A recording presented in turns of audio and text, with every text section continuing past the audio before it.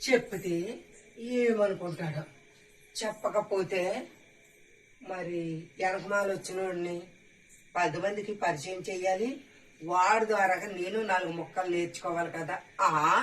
తమ్ముడే పేకటే ఆడేదో అనుకుంటాడని నేను చెప్పాల్సింది మానేస్తే వచ్చే నష్టం నాకే కదా. సర్లే. అబ్బా. ఒరే పెద్దడా, నిన్నే. అరే పెద్దడా, ఇదిగో నీకు 4 ముక్కలు చెప్పుదాం అనుకుంటున్నాను. ఏమీ అనుకోకే, సరేనా? ఏంటా? ఏముందే, నువ్వు వచ్చినప్పుడు మాకు ప్రపంచం ఏంటో తెలియజేసావు. నువ్వు రాకముందు మాకు అసలు లోక జ్ఞానమే తెలీదు.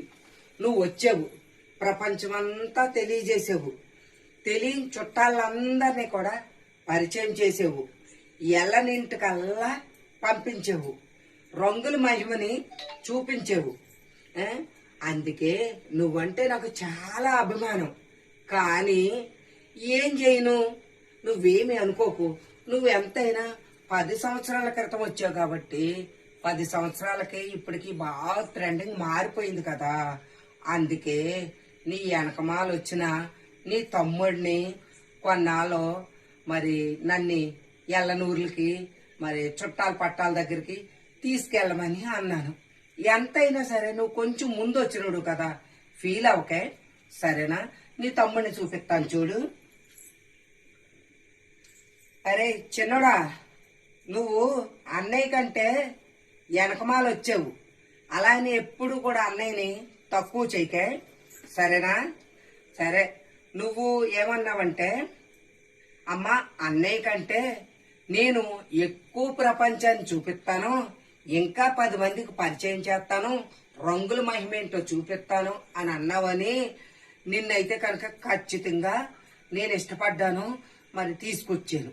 అందుకని నీ రూపురేఖలు కూడా నలుగురు చూస్తారంట, సరేనా? మరి నువ్వేమి అనుకోకరే బంగారం. ఓహో, చాలా బాగున్నావురా, నువ్వు చెప్పినట్టుగానా? నీ పేరేంటి? ఏంటి నీ పేరు? దాని మీద ఉంది, చూపించాలా? సర్లే అయితే చూపిస్తాను. ఇది సర్లే గాని మరి ఏంటి? అబ్బా, మాకు తెలియని వింతలు చూపిస్తావా? ఇప్పుడు ట్రెండ్ మారిందా? సర్లే, ఏం చేస్తా, మొత్తం ఆల్ ఇండియా అంతా చూపించి